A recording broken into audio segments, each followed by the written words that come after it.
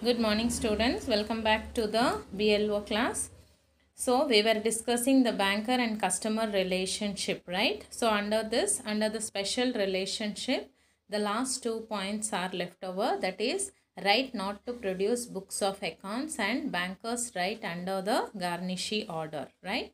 So let us discuss these 2 points today, and the obligations of a banker we will discuss in the tomorrow's class.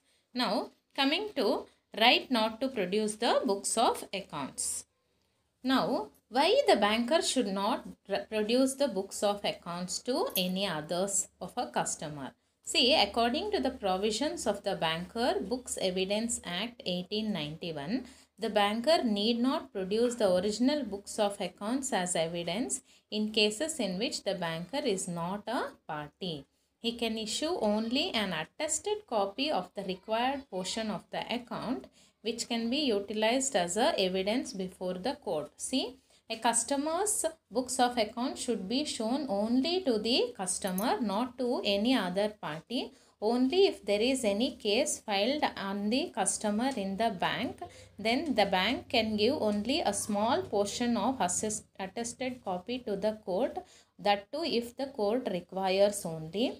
Apart from that, the banker should not produce the books of accounts of a customer to any other third party, even to the spouse of the customer, only in case a person has expired, insane or insolvency. His dependents will be given the books of accounts and the bank balance of the customer to the dependents. Apart from that, when the customer is alive, no one can see the books of accounts of a customer, only the court, that too if any case is filed upon the customer. Now the last point is right under garnishee order. See, this word might be very new to you.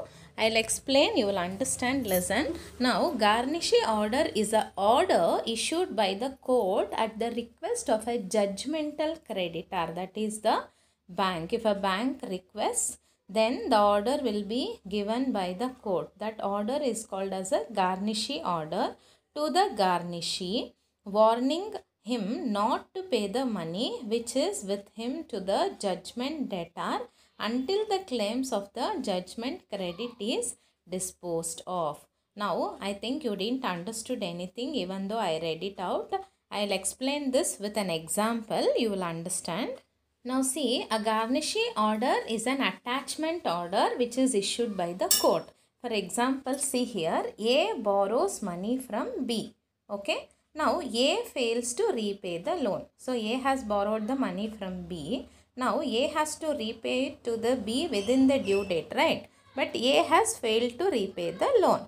Now B wants the money, right? If A has not repaid the money to B, then B, what can he do? He can file a case on A. So B files a suit under Civil Procedure Code, and the court issues a decree and attaches the funds in A's bank account with Bank XYZ Limited. XYZ Limited means, let us take it as a SBI bank. Okay. Now what A has borrowed the money from B and A didn't pay the money. No. So B wants the money. Now B, what he will do? He will go to the court and he has filed a case on A. Now court will issue the order to the bank telling that close all the bank account of A and don't pay any money to A until further order.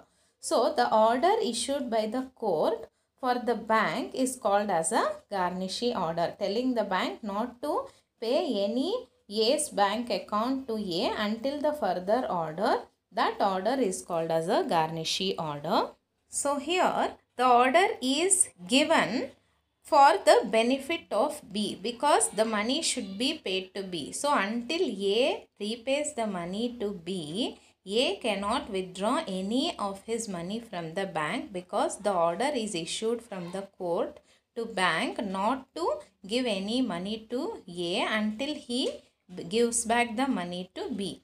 So here B is the judgment creditor because he has given the money, and A is judgment debtor because he has borrowed the money, and the order is given to the bank. So bank will be the judgment debtor's debtor. So the A is having the account in bank, right? So A is debtor. So bank will become the judgment debtor's debtor. So it has two parts here. Garnishee order has two parts, that is order nisi and order absolute. Now, what is order nisi and order absolute? Here, these two are the Garnishee order process. Order nisi means the court will give an order to the banker not to release any funds belonging to A until further order is issued by the court. So, all the money will be blocked in the A's account. That is called as order nisi. The second phase is order absolute. Order absolute means suppose A also is in some emergency and he needs the fund, then court will tell the B's amount, whatever the amount A has borrowed from B, some portion of the amount which has to be paid to B to be kept aside from the banker from A's account. The remaining portion can be paid to him in case of emergency. So the bank has to follow this order by keeping the amount separate from the A's account specified by the bank. The remaining portion can be paid to A in case of emergency. That is called as order absolute. So this order nisi and order absolute are the two phases or the process of Garnishee order which is issued by the court. Now see this picture, you will understand the enforcement of Garnishee order more better. Now see here, Mr. A, he is the judgment debtor. So A has to pay to B, but he is not unable to pay. Now Mr. B is the judgment creditor. He requests to order Mr. A's bank for pay of money. Now Indian court has issued the Garnishee order to the bank to freeze all the accounts of A until A paid the amount to B. So Garnishee is here the bank.